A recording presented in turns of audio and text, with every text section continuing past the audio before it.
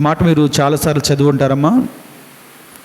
తండ్రినైనను తల్లినైనను నాకంటే ఎక్కువగా ప్రేమించువాడు నాకు పాత్రుడు కాడు. కుమారుడునైనను కుమార్తెనైనను నాకంటే ఎక్కువగా ప్రేమించువాడు నాకు పాత్రుడు కాడు అంటూ, తన సిలువను ఎత్తుకుని నన్ను వెంబడింపనివాడు నాకు పాత్రుడు కాడు. ఇక్కడ ముగ్గురు వ్యక్తుల గురించి యేసుక్రీస్తు ప్రభువారు మాట్లాడుతూ ఉన్నాడు. ఇది ఏ సందర్భం అంటే, తన శిష్యులకు తర్ఫీదు ఇచ్చేసి సువార్తకు పంపించే ముందు, ఆ శిష్యులకు పంపించే ముందు ఈ మాటలు చెప్తూ ఉన్నాడు. ఈ మాటలతో పాటు చాలా మాటలు చెప్తూ ఉంటాడు ఆయన. కానీ ఈ యొక్క వాక్యమును మనం ఈరోజు ధ్యానం చేసుకుందాం. తండ్రినైనను తల్లినైనను నాకంటే ఎక్కువగా ప్రేమించువాడు నాకు పాత్రుడు కాదు అని పిల్లలకు చెప్తూ ఉన్నాడు ఈ మాట.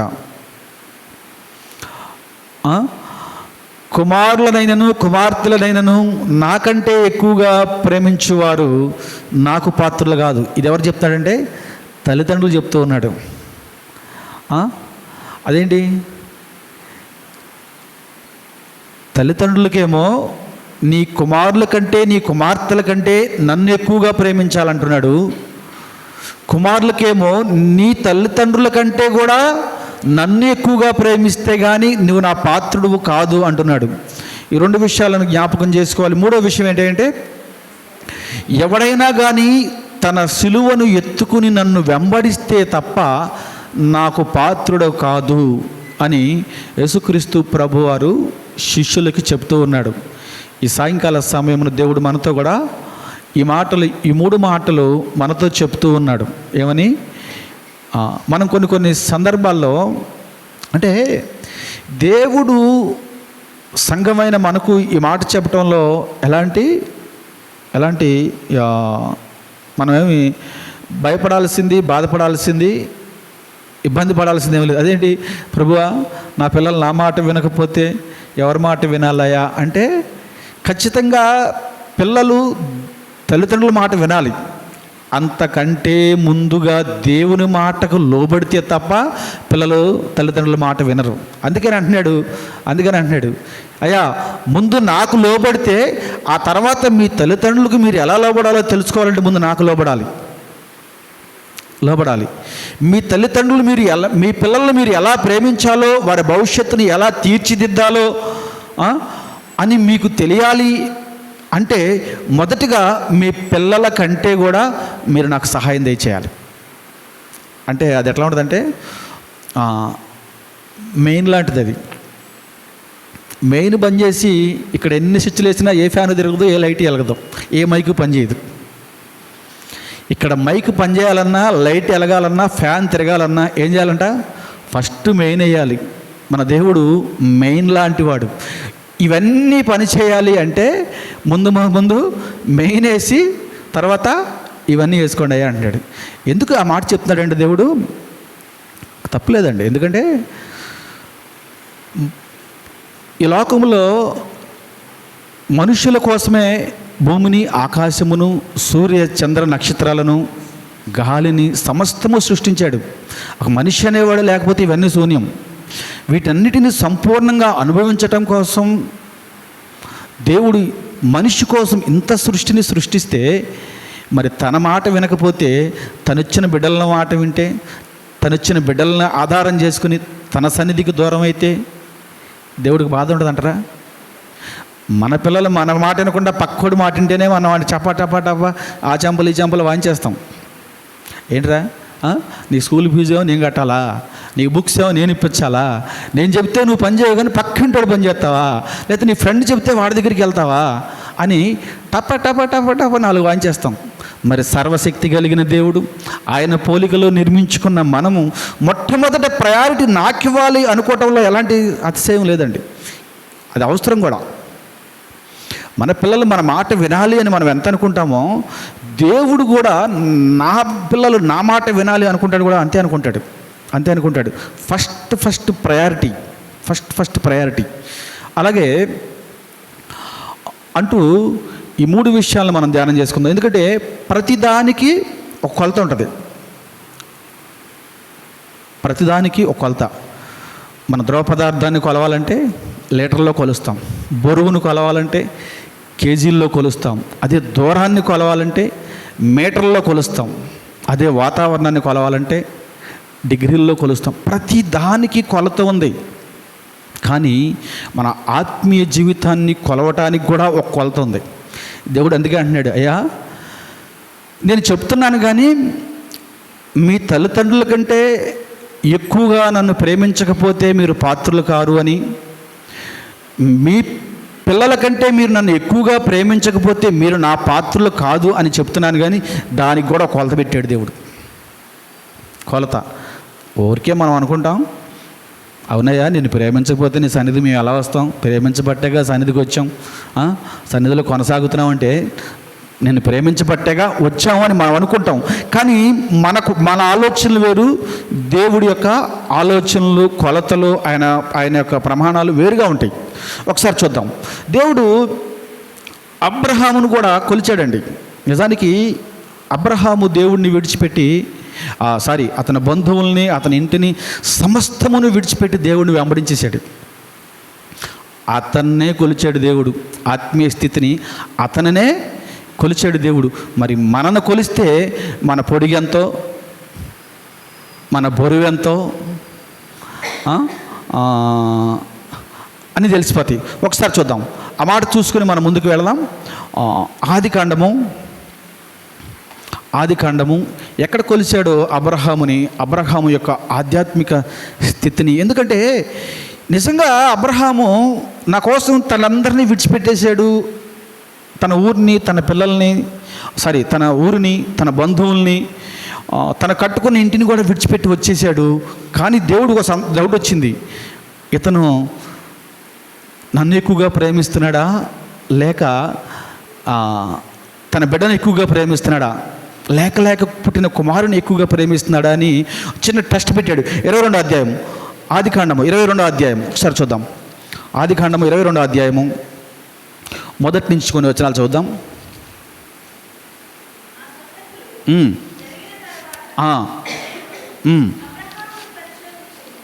అబ్రహామును పరిశోధించును అనగానే మాకు కొలిసే భాగాలు ఏంటి ప్రభువా, నన్ను నువ్వు పరిశోధించడం ఏంటయ్యా, మా నాన్న విగ్రహాలను పూజించేవాడు, నువ్వు నన్ను దర్శించి నువ్వు రమ్మన్న ప్లేస్కు నేను వచ్చేసా, విడవమన్న వాటిని విడిచేసా, నువ్వు వాగ్దానం చేసినట్టు నాకు కావలసినవి నాకు ఇచ్చేసావు, ఇంకా నన్ను పరిశోధించడానికి ఇంకా నా దగ్గరే ఉంది ప్రభువా. నేను ఎక్కడ తప్పడగులేస్తున్నాను, నేను ఎక్కడ వెనదిరుగుతున్నాను, నేను ఎక్కడ అవిశ్వాసంలో ఉన్నాను దేవుణ్ణి నిజంగా క్వశ్చనించవచ్చు అబ్రహాము. కానీ అక్కడ ఏం జరిగింది, ముందుకు వెళ్దాం నాన్న.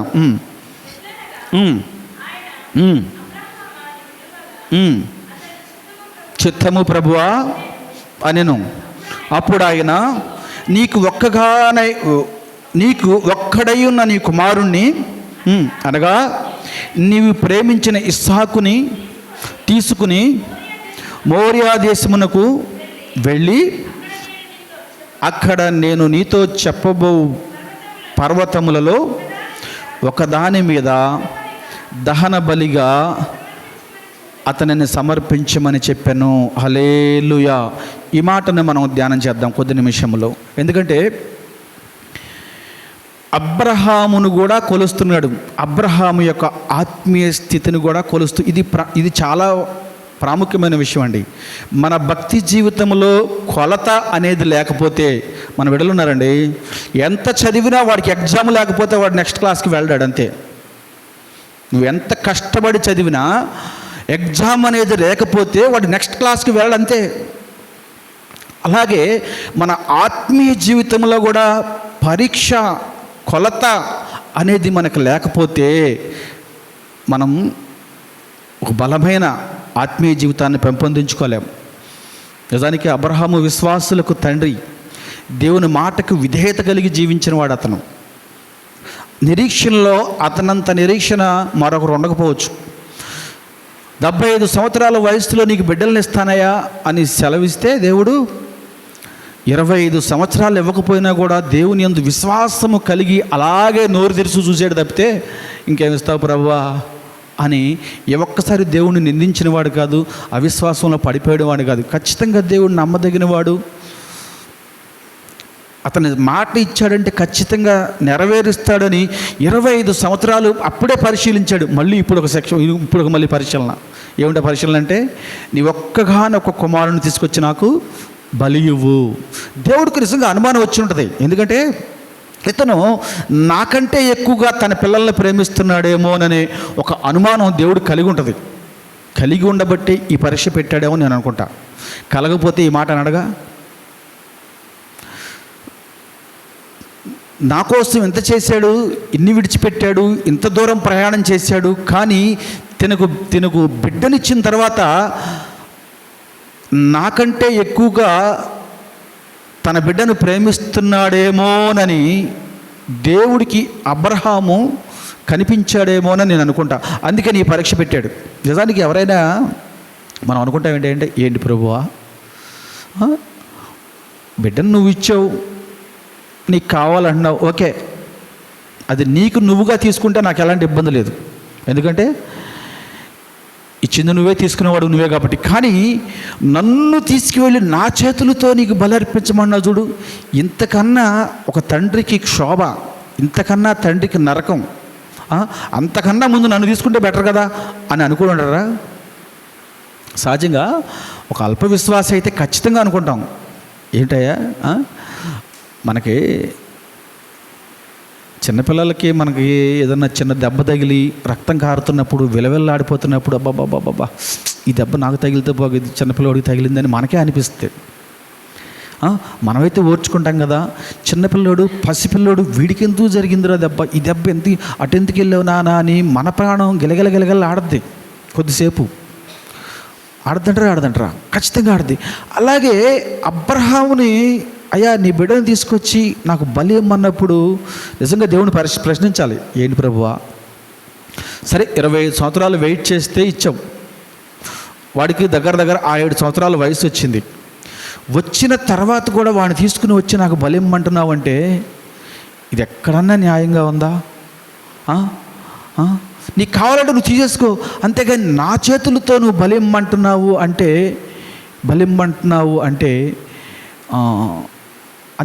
ఎంత క్షోభ అనుభవించి ఉంటాడో మనం జ్ఞాపకం చేసుకోవచ్చు.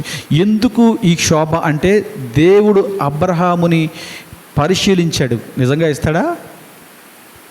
ఈ ప్రశ్న ఇప్పుడు మనం అనుకున్న ప్రశ్నలన్నీ నన్ను అడుగుతాడా? ఒకవేళ నన్ను అడిగితే ఖచ్చితంగా వీడు నాకంటే ఎక్కువగా తన కుమారుణ్ణి ప్రేమిస్తున్నాడు అని ఖచ్చితంగా అనుకునేవాడు. ఒకవేళ అదే కానీ జరిగితే అబ్రహాము జీవితంలో ఉన్న ఆశీర్వాదాలు ఆ రోజుతో బంద్ అయిపోయాయేమో. నేను ఎందుకు ఈ మాట చెప్తున్నానంటే, దేవుడు తన జీవితంలో తన ప్రజలను, తన బిడ్డలను తనకంటే ఎక్కువగా ఎవరినైనా ప్రేమిస్తే ఆయన సహించలేడు. ఒకవేళ తను వాగ్దానము చేసినా కూడా కొన్నిసార్లు తూచి అంటాడు. అవసరం అయితే అంటారా, నువ్వు వాగ్దానం చేసావు కదా అని మనం అనుకుని ఉండొచ్చు. తూచి అంటం కూడా తెలుసు ఆయనకి. ఎందుకు ఆ మాట చెప్తానంటే, ఇజ్రాయేల్ ప్రజలని ఐగుప్తు దేశానికి నడిపిస్తానయ్యా, మిమ్మల్ని విడిపిస్తాను, కనానుకు చేరుస్తానన్నాడు. వీళ్ళ అవిధేయతల వలన వీళ్ళు రాలిపోలేదా?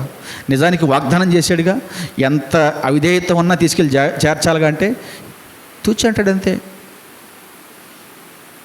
తూచి కూడా అంటాడు ఆయన. మన అవిధేయతలు మనల్ని దేవుడి నుంచి దూరం చేస్తాయి. దేవుడు ఎంత ఆశీర్వాదిద్దామని వాగ్దానం చేసినా కూడా ఆ యొక్క ఘట్టము నిజానికి నీ కుమారుణ్ణి నాకు బలి ఇవ్వు అనే ఘట్టంలో అబ్రహాము ఏమాత్రము వెనకాళ్ళ చక్కగా కుమారుని తీసుకున్నాడు. ఒక 2 పనివాళ్ళని తీసుకున్నాడు. తను చెప్పిన ప్రాంతానికి ప్రయాణం అయ్యాడు.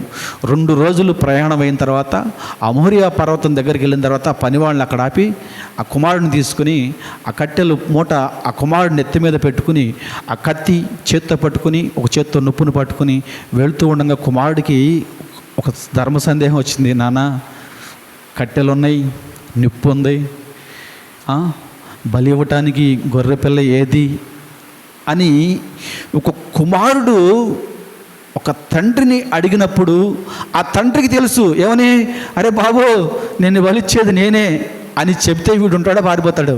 నేనా 107, 108 సంవత్సరాల వయసు కుర్రోడిని నిన్ను బలిస్తాకి తీసుకెళ్తున్నాను రా అంటే వీడు పారిపోతాడేమో.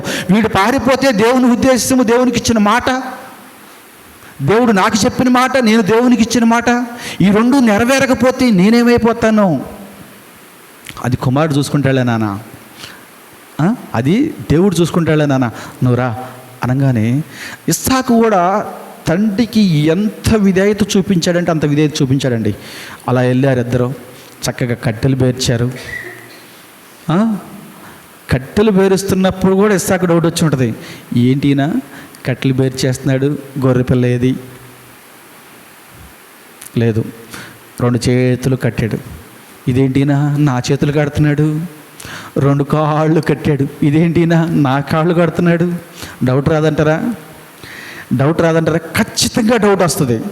ఒకవేళ చేతులు కడుతున్నప్పుడైనా అతను డౌట్ వస్తుంది. అప్పటికప్పుడు కూడా ముసలోడిని గబుక్కుని ఒక తోపు తోసి పారిపోవచ్చు. కుర్రోడు 7 సంవత్సరాల కుర్రోడు పట్టుకోవడం, 107, 108 సంవత్సరాల మా పెద్ద అయినా 7-8 సంవత్సరాల కుర్రోడిని పట్టుకోవడం అంత ఈజీ అవుద్దా? ఒక్క పరిగెడితే వాడు దొరకడం. 5-8 ఏళ్ళ పిల్లల్ని పట్టుకోవడమే మనకు వల్లగాట్లా. బయట నుంచి వచ్చేపాటికి వాడు ఎక్కడున్నాడో, ఏ గలీలో ఉన్నాడో వెతుక్కోవాల్సి వస్తున్న రోజులు ఇవి.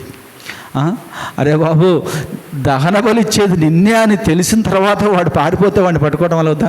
ముందు చేతులు కట్టాడు, కాళ్ళు కట్టేశాడు, తీసుకెళ్ళి పడుకోబెట్టేశాడు. దేవుడు అనుకుంటున్నాడు, ఈ 3 రోజుల ప్రయాణంలో ఒక్క రోజులైనా మనసు మార్చుకుంటాడేమో అని ప్రయత్నం చేసి అనుకుంటాడు.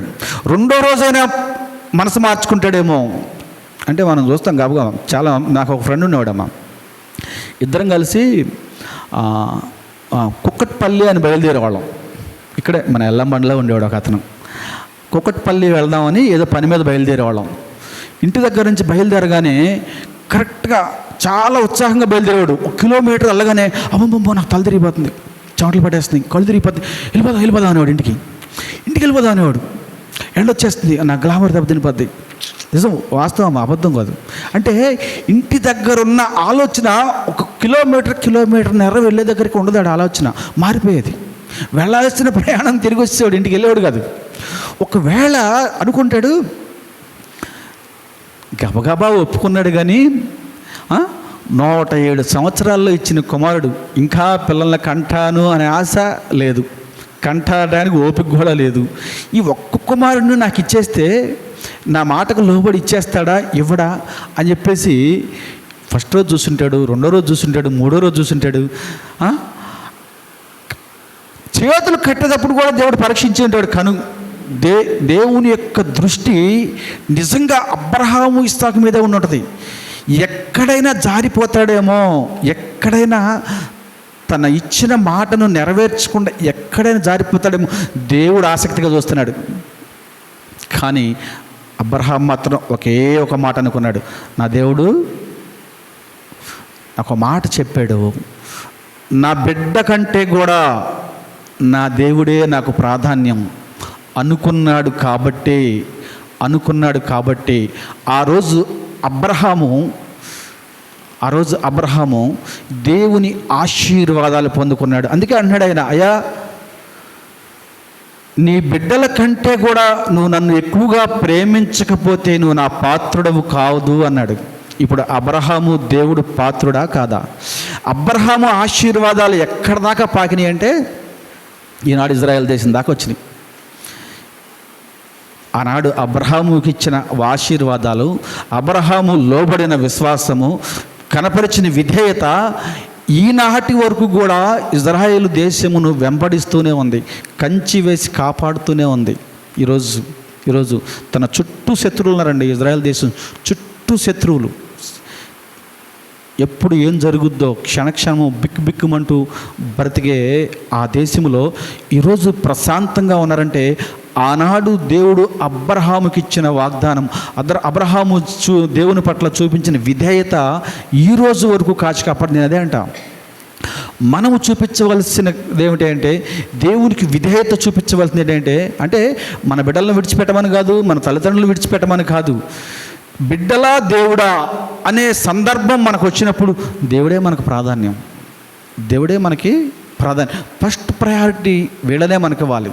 ఎందుకంటే దేవుడు ఎప్పుడు కూడా దేవుడికి ఇవ్వవలసిన ప్రాధాన్యత మనకిస్తే మనం అనుకుంటాం మనం ఏదో లాస్ అవుతాం, ఇబ్బందులు పాలవుతాం, కొన్ని సమస్యలు వస్తాయని మనం అనుకుంటాం. నేను ఒక చిన్న కథ చెప్తా వినండి. ఒక చిన్న పాప ఒక తిరునాళ్ళకి వెళ్ళి ఒక చక్కటి ఒక నక్లీస్ కొనుక్కుంది. తన దగ్గర ఉన్న డబ్బులతో చక్కటి నక్లీస్ కొనుక్కొని ఇంటికి వచ్చింది. తనకున్న రూమ్లో తనకున్న బీరువాలో పెట్టుకుని ప్రతిరోజు స్కూల్కి వెళ్ళే ముందు ఆ నక్లీస్ వేసుకోవటం, ఆ అద్దం ముందుకెళ్ళి చూసుకోవటం, ఒక సెల్ఫీ తీసుకోవటం. మామూలుగా జనరల్గా రోజుకో డ్రెస్ వేసుకుంటాం కదా, ఈ డ్రెస్సులో ఎలా ఉందో, ఈ డ్రెస్సులో ఎలా ఉందో, ఈ డ్రెస్సులో ఎలా ఉందో అని ప్రతిరోజు సెల్ఫీ తీసుకుంటే తల్లి ఒకరోజు కిచెన్లో ఉండి, అరే అమ్మాయి ఎక్కడున్నావు, తొందరరా అంటే, అబ్బా ఉండమ్మా, కంగారేంటి, వస్తున్నా ఉండు. ఒకసారి కేకేసింది రాలా, రెండోసారి కేకేసింది రాలా. హాల్లో కూర్చొని బైబిల్ చదువుకున్నాడు వాళ్ళ నాయన. ఏంటి ఈ పిల్ల వాళ్ళ అమ్మ కేకేస్తుంటే రెండుసార్లు కేకేసింది రావట్లేదు ఏంటని చూస్తే ఈ గబగబా తీసుకెళ్ళి ఆ రూమ్లోకి వెళ్ళి చూస్తే ఆ పిల్ల నక్లీస్ వేసుకుని అద్దం మీద నుంచి సెల్ఫీలు తీసుకుంటుంది. ఒరొరు దుంపదేగా అని చెప్పేసి సెల్ఫీలు తీసుకుని ఒకసారి చెప్పేసి ఒకరోజు, అమ్మా నువ్వు మొన్న తిరునాళ్ళలో కొన్నావు కదా నక్లీసు, ఆ నక్లీస్ నాకు కావాలి. నేను నా ఫ్రెండ్ కూతురికి ఒక ఫంక్షన్ ఉంది, ఆ ఫంక్షన్లో ఆ నక్లీస్ పెట్టుకోవడానికి ఆమెకి ఇచ్చేస్తానని నేను ఒక మాట ఇచ్చాను అని ఆ తండ్రి ఆ కుమార్తెకి చెప్పగానే ఈ ఒక్క క్షణం కూడా ఆ పిల్ల తడు చేయలా. గబగబా లోపలికి వెళ్ళింది, బీరో ఓపెన్ చేసింది, ఆ బీరోలో ఉన్న నక్లీస్ తీసుకొచ్చి తండ్రికి ఇచ్చేస్తూ ఉంది, నాన్న నిజంగా ఈ నక్లీస్ అంటే నాకు చాలా ఇష్టం, దీనికి జ్ఞాపకార్థంగా నా దగ్గర 20 ఫోటోలు ఉన్నాయి నా దగ్గర, నేను చాలా ఇష్టపడి కొనుక్కున్నాను, దీనికి చాలామంది పోటీ వచ్చారు ఇక్కడ ఆ తిరునాళ్ళలో, నా దగ్గర ఉన్నదంతా కూడా పక్కోడి దగ్గర అప్పు తీసుకుని కూడా, నా ఫ్రెండ్ దగ్గర అప్పు తీసుకుని కూడా ఇది నాకు కావాలని నేను కొనుక్కున్నాను, ఇది వేసుకుంటే నేను అందంగా ఉంటానని అని. కానీ దీనికంటే కూడా నువ్వు నాకు ఇష్టం కాబట్టి, దీనికంటే కూడా నువ్వు నాకు ఇష్టం కాబట్టి, ఇది నువ్వు అడుగుతున్నావు కాబట్టి ఇదిగో నీకు ఇచ్చేస్తా, నువ్వు తీసుకెళ్ళి చక్కగా నీ ఫ్రెండ్కి కూతురికి ఇచ్చేసేయి అనగానే ఆ తండ్రి చేసింది ఏంటి తెలుసండి, ఒక చేత్తో తీసుకుని ఇంకో చేత్తో ఇంకొక నక్లీస్ తీసాడు. ఇదేమో రోల్డ్ గోల్డ్, ఆయన ఇచ్చేది గోల్డ్, ఒరిజినల్ గోల్డ్. ఎందుకు నేను మాట చెప్తానంటే, దేవుని కొరకు మనం చేసిన ప్రతి త్యాగము దానికి వెల కట్టబడి ఉంటుంది. మనం అనుకుంటాం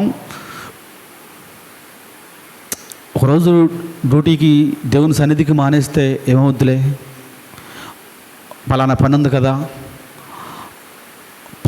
ఉంది కదా అని మనం సాగులు వెతుక్కుంటాం.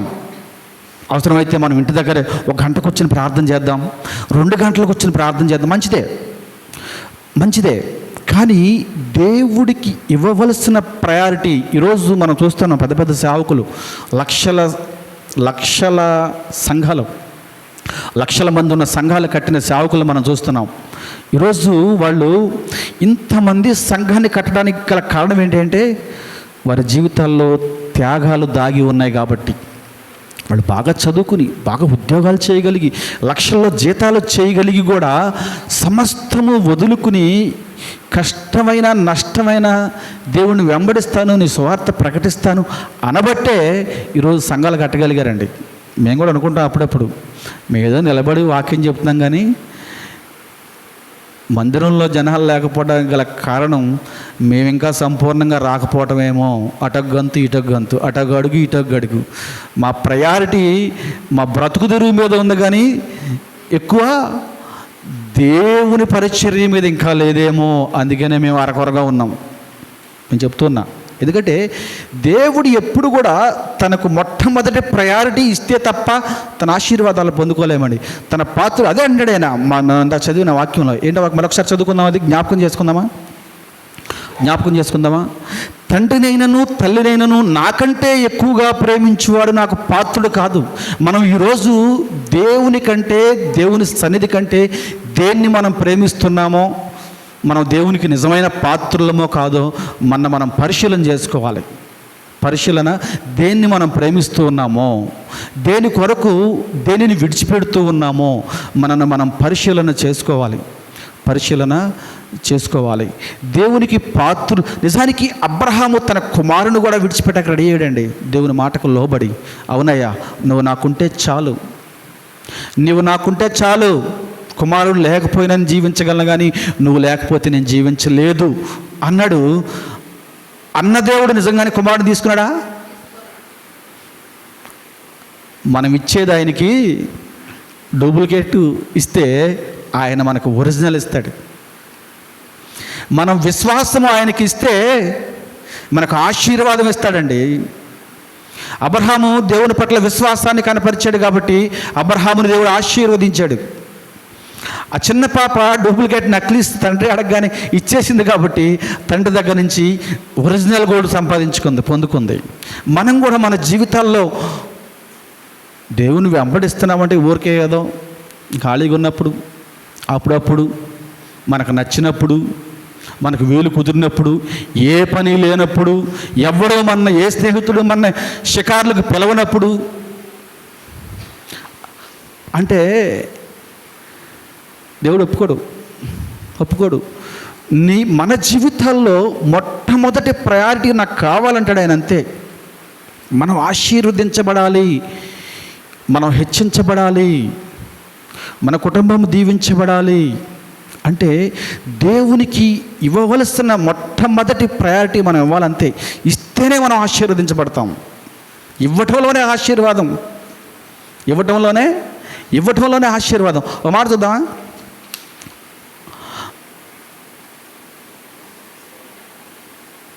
అపోస్తుల కార్యాల గ్రంథం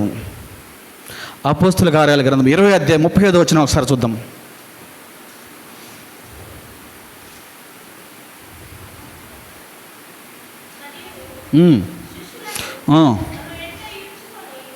కాదు నాన్న, కాదు. అపోస్తుల కార్యాల గ్రంథము 20వ అధ్యాయం 35వ వచనం. మీరు ఎలాగూ ప్రయాసపడి బలహీనులను సంరక్షించవలననియు, పుచ్చుకొనుట కంటే ఇచ్చుట ధన్యము అనియు ప్రభువైన యేసు చెప్పిన మాటలు జ్ఞాపకము చేసుకొనవలెను.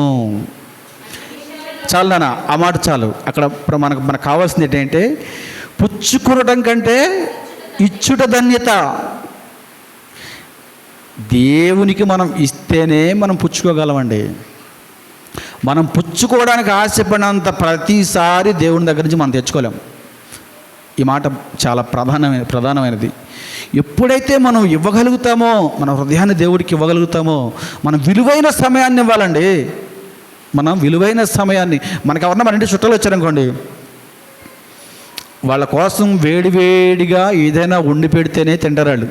రాత్రి మిగిలిపోయింది కుప్ప తొట్టులో పడేసేది పెడితే వాళ్ళు తింటారంటారా? వెళ్ళరా స్వామి, నువ్వు వద్దు, నీ చుట్టారకం వద్దు, నువ్వు వద్దు, నీ భోజనం వద్దు, ఇది తింటే మాకు అజీర్తి అవుద్ది, ఈ రోజునాలు అవుద్ది, హాస్పిటల్లో జాయిన్ అవ్వాలంటారు. ఏదో ఒకటిలో దొరికింది కదా అని తినేస్తాడా? పొరపాటును తినరు. మరి ఈ లోక సంబంధమైన చుట్టాలు మనకు వస్తేనే చక్కగా వేడివేడిగా విలువైన వాటిని వండి పెడుతూ ఉన్నామే. మరి దేవునికి ఏ సమయాన్ని మనం ఇస్తున్నాం? మిగిలిపోయిన సమయాన్ని ఇస్తున్నావా? పనికిమాలిన సమయాన్ని ఇస్తున్నావా? విలువైన సమయాన్ని ఇస్తున్నామా? మనం జ్ఞాపకం చేసుకోవాలి. దేవుడు అంటున్నాడు, అయ్యా అబ్రహాం అనొచ్చు, ఇస్మాయిల్ని ఇచ్చేస్తాగా ప్రభువా, ఇస్మాయిల్ని నేను ఇచ్చేస్తాగా, ఒకసారి కొంచెం అడ్జస్ట్మెంట్ చేసుకోవచ్చుగా ప్రభువా, నేను ఇస్మాయిల్ని ఇచ్చేస్తా ప్రభువా, నీకు దహన బలిగా తీసుకొచ్చి ఇస్సాకును కొంచెం వదిలిపెట్టచ్చుగా ప్రభువా, ఇస్సాకును కొంచెం అనొచ్చు. దేవుడు నాకెందుకురా బాబు ఇస్మాయిల్ అంటాడు. నేను అడిగినది కావాలి, నీకు ప్రయోజనమైంది నాకు కావాలి, నీకు పనికిమాలింది నాకెందుకు అంటాడు ఆయన. పనికిమాలింది. ఇప్పుడు మనం దేవుని సన్నిధికి ఏ సమయమును దేవుని సన్నిధికి ఇస్తున్నామో మనం జ్ఞాపకం చేసుకోవాలి. మనం పరిశీలన చేసుకోవాలి. ఎందుకంటాడు ఆయన అంటున్నాడు, ఏమన్నాడు మరొకసారి చదువుతున్నా, తండ్రినైనను తల్లినైనను నాకంటే ఎక్కువగా ప్రేమించువాడు నాకు పాత్రుడు కాదు. కుమారుడినైనను కుమార్తెనైనను నాకంటే ఎక్కువగా ప్రేమించువాడు నాకు పాత్రుడు కాదు అని చెప్తూ ఉన్నాడు. మూడో మాటగా మనం జ్ఞాపకం చేసుకుందాం. మూడో మాటగా తర్వాత వచ్చిన నాన్న, తన సిలువను ఎత్తుకుని నన్ను వెంబడించువాడు నాకు పాత్రుడు కాడు. వెంబడింపనివాడు నాకు పాత్రుడు. మనం దేవుణ్ణి వెంబడించాలంటే ఏం చేయాలంట? మన సిలువను ఎత్తుకుని మనం దేవుణ్ణి వెంబడించాలి. సిలువ అంటే శ్రమలకి, కష్టాలకి, బాధలకి, నిందలకి, అవమానాలకి, వీటన్నిటికీ కూడా సాదృశ్యం సిలువ. నిజంగా ఏదైనా కష్టం వస్తే ఏం చేస్తామండి మనం? ఏదైనా ఘనత వచ్చిందనుకో కాలు రగరేసి ఇది నేనే చేశా అంటాం. ఈ పని నేనే చేశానండి, ఇగో ఈ రోడ్డు నేనే చేశా అని ఘనకార్యాలు మనం కాలు రైసి చెబుతాం చక్కగా. కానీ నింద వచ్చినప్పుడు ఏం చేస్తుంది తెలుసు? చిన్న నింద కానీ చిన్న అవమానం కానీ వస్తే పక్కోడి మినిటేస్తాం. ఎందుకంటే మనం ఫ్రీ అయిపోవాలి. నిందలు పక్కవాడి మీద నెట్టి ఘనతలు మన మీద వేసుకుని ఊరేగాలని మానవ నైజం అండి, అది మానవ నైజం. దేవుడు అంటాడు ఏది ఏమైనప్పటికీ నీ సిలువను ఎత్తుకుని నన్ను వెంబడించు అంటున్నాడు. ఎందుకు ఈ మాట చెప్తున్నాడంటే దేవుడు, నేను అంటాను, కొన్నిసార్లు మనం ప్రార్థన చేస్తాం, అయ్యా మనమే అంటాం, వీళ్ళకి ఎప్పటి నుంచో గర్భఫలం లేదయ్యా వీళ్ళకి, నేను వెళ్ళి వీళ్ళ గృహంలోకి వెళ్ళి వీళ్ళని దర్శించి గర్భఫలం గురించి ప్రార్థన చేసినప్పుడు, నేను ప్రార్థన చేసినప్పుడు వీళ్ళ గర్భాన్ని తెరిచావు, వీళ్ళకి పిల్లలు పుట్టారు. ఈ సాక్ష్యం ప్రపంచం అంతా తిరిగి చెప్తాం. ఈ సాక్ష్యం మరి కొన్ని సంవత్సరాల నుంచి ఇంకొక విషయం అడుగుతున్నాం ఇంకొక ఇంట్లోకి వెళ్ళి, మరి అది జరగట్లేదు, దాని గురించి చెప్పవే, దానికి అప్పేటేస్తాం. ఎందుకంటే అది మనకు ఘనతను తెచ్చిపెట్టదు కదా. మనకు ఘనతను తెచ్చిపెట్టే విషయాలే మనం ప్రాపగండ చేస్తాం, పబ్లిసిటీ చేస్తాం. ఎప్పుడైతే మనకు ఘనతను తెలదో వాటిని కప్పెడతాం, తొక్కి పెడతాం. దేవుడు అంటున్నాడు ఏది ఏమైనప్పటికీ ప్రార్థన చేయటం మన పని. సమాధానం వచ్చిందనో అంటే సమాధానం రాబట్టి మానేస్తావా ప్రార్థన? ఇప్పుడు నువ్వు ప్రార్థించావు, గర్భఫల ఆశీర్వాదాలు వచ్చినాయి. ఇంకోసారి ప్రార్థించావు, వాళ్ళు ఎప్పటి నుంచో గృహం కట్టుకోవాలని ఆశపడుతున్నారు, కానీ వాళ్ళ జీవితాలు అది ఇది నెరవేరలేదు కాబట్టి ప్రార్థన మానేస్తాం. ఇక్కడేమో కాలు రగరేసుకుని లోకంలో తిరుగుతూ ఇక్కడేమో ప్రార్థన మానేస్తే అది జరగదు. ఎందుకంటే ప్రార్థించటం వరకే మన పని. మనం ఏం చేయాలంటే సిలువను ఎత్తుకుని, మనకున్న ప్రార్థనా భారమును ఎత్తుకుని దేవుణ్ణి వెంబడించటం వరకే మన పని. కార్యములు చేయువాడు ఆయన చిత్తమునకు మనం అప్పగించటము తప్ప, మనం నిమిత్త మాత్రము తప్ప మన చేతిలో ఏమీ కాదు. ఒక వెంట్రుకను తెలుపు చేయలేం, ఒక వెంట్రుకను నలుపును కూడా చేయలేం. మన వల్ల ఏమీ కాదు. అందుకంటే ఆయన నీ సిలువను ఎత్తుకుని, నిజంగా నువ్వు కష్టాల్లో ఉంటే కష్టాలతో నా సన్నిధికి రా, బాధగా ఉంటే బాధతోనే నా సన్నిధికి రా, ఇబ్బందిగా ఉంటే ఇబ్బందితోనే నా సన్నిధికి రా. నీకు నేనేం చేయాలో అది చేస్తా. ఈరోజు తలకాయ నొప్పి ఉందని మనం ఇంట్లో పడుకోవచ్చు, కష్టంగా ఉంది ఇంట్లో పడుకోవచ్చు, పని ఉందని ఇంట్లో పడుకోవచ్చు, రకరకాల సాగులు చెబుతూ మన ఇంట్లో పడుకుంటే దేవుడు అంటున్నాడు, నేను నీకేం చేయాలయ్యా, నువ్వు నా దగ్గరికే రాకపోతే నేనేం చేయాలంటాడా? ఇప్పుడు మన దగ్గరికి ఎవరన్నా వస్తే మనం ఏదైనా చేయగలం. ఎవరికన్నా ఏం కావాలన్నా ఫోన్ చేస్తామంటే ఫోన్ చేస్తాడు, సరే ఓకే చూద్దాం నాన్న, కంగారులో చెప్పావుగా, నాకు అందినప్పుడు నేను నీకు చేస్తాలే అంటాం. అంతవరకే ఉంటుంది. అంటే మనం వెళ్ళి అడిగినది వేరుగా ఉంటుంది, మనం ఫోన్ చేసింది వేరుగా ఉంటుంది. మనుషులకి ఎంత ఉంటే మరి దేవునికి, దేవాది దేవుడికి, సృష్టికర్తకి, సర్వశక్తి కలిగిన దేవుడికి ఆయనకి ఎలా ఉంటుందో మనం ఒకసారి ఆలోచించాలి. అందుకని నువ్వు ఏ స్థితిలో ఉన్నా నీ స్థితిని ఆధారము చేసుకుని నా సన్నిధికి రా. నీ సిలువను ఎత్తుకుని ఎప్పుడైతే నువ్వు నా సన్నిధికి వస్తావో, నన్ను వెంబడిస్తావో, అప్పుడే నువ్వు నాకు పాత్రుడవు. సిలువు గురించి మనం ఒకసారి జ్ఞాపకం. ఎందుకంటే సిలువు అనగానే మనకి పాత నిబంధన గ్రంథం అంతా కూడా, రోమా సామ్రాజ్యం అంతా కూడా సిలువని పాపం చేసిన వాళ్ళని, ద్రోహం చేసిన వాళ్ళని, దేశద్రోహుల్ని ఆ రోమా సామ్రాజ్యానికి ఎవడైతే లోబడకుండా ఉంటాడో వాళ్ళని సిలువ వేశారు.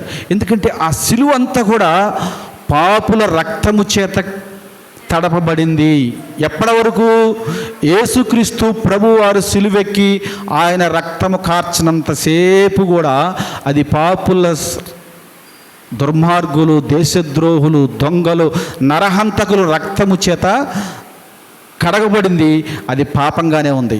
ఎప్పుడైతే నిర్దోషమైన, నిష్కలంకమైన, పరిశుద్ధమైన యేసుక్రీస్తు ప్రభువారి రక్తము చేత ఎప్పుడైతే ఆ సిలువ కడగబడిందో, తడపబడిందో, పాపపూరితమైన ఆ సిలువ జీవితాన్ని మారిపోయిందండి. ఈరోజు మనం ఇళ్లలో పెట్టుకుంటున్నాం, ఇంటి మీద పెట్టుకుంటున్నాం, ఇళ్లలో కూడా పెట్టుకుంటున్నాం. అంటే దానికి గల కారణం ఏంటంటే, ఎప్పుడైతే యేసుక్రీస్తు రక్తము చేత ఆ సిలువు తడపబడిందో, కడగబడిందో, పాప జీవితం పరిశుద్ధంగా మార్చబడింది. ఎందుకు నేను ఈ మాట చెప్తున్నానంటే, మన నిందలు, మన అవమానాలు, మన బాధలు, మన సమాధానములు, వీటిని ఆధారం చేసుకుని దేవుడిని మనం వెంబడించకుండా నిర్లక్ష్యం చేస్తే, దేవుడికి ఇవ్వవలసిన సమయమును మనకి ఇవ్వలేకపోతే ఇవి ఎప్పటికీ మనకు అట్లానే ఉంటాయి. అందుకే అంటాడు ఆయన, అయ్యా నువ్వే స్థితిలో ఉన్నావు, నీ సిలువను ఎత్తుకుని, నీ సిలువ భారం వేరే వాళ్ళు మోపినా కూడా ప్రయోజనం లేదు. మనం చేసిన తప్పిదాలు వేరే వాళ్ళ మీద మోపినా కూడా ప్రయోజనం. నిజానికి దావీదు కూడా మోపించాడండి. దావీదు కూడా మోపేశాడు. బెత్షెబతో పాపం చేశాడు. ఆ పాపం వల్ల ఆ బెత్షెబ గర్భం ధరించింది. ఉరియా యుద్ధంలో ఉన్నాడు. ఈ గర్భము అతని భర్త ఉరియా వల్లే వచ్చింది అని చెప్పడానికి ముందాన్ని పంపించి, ఈ గొడవలో తింటారు బాబు, ఈ పాపం వాడి మీద నెట్టేద్దాం అనుకోలేదా? అదే అంటే నేను ఘనత వస్తే మన బుధాల మీద వేసుకుంటాం. విజయం వచ్చిందనుకో, రాజుగారు విజయాన్ని జయించాడు ఫిలిస్తీన్ల మీద అని ఊరేగింపి డప్పులు కొట్టుకుని ఊరేగిస్తాం. కానీ ఈ నిందని, ఈ అవమానాన్ని, ఈ పాపాన్ని తన భర్త మీద తోసేద్దామని చూశాడు, కప్పెట్టేద్దామని చూశాడు. ఇది చాలా ప్రమాదకరమైంది. ఒకవేళ నిజంగా మనం తప్పు చేస్తే, ఒకవేళ నిజంగా మనం పాపం చేస్తే, నిజానికి సిలువ, పాపపూరితమైన సిలువ యేసుక్రీస్తు రక్తము చేత కడగబడి పరిశుద్ధంగా ఎలా మార్చబడిందో, విజయోత్సాహంతో ఏ రకంగా ఈరోజు ప్రతి ఇంట్లో ఊరేగుతూ ఉందో, మన జీవితాన్ని మనం దేవుడు ఊరేగించాలి అంటే మొదటిగా మనం ఒప్పుకోవాలి దేవుని సన్నిధిలో. అంతే, మనం ఒప్పుకోవాలి. చేసిన తప్పులను కప్పెట్టుతూ ఘనకార్యాలను మాత్రం ఊరేగిస్తానంటే దేవుడు ఒప్పుకోడు.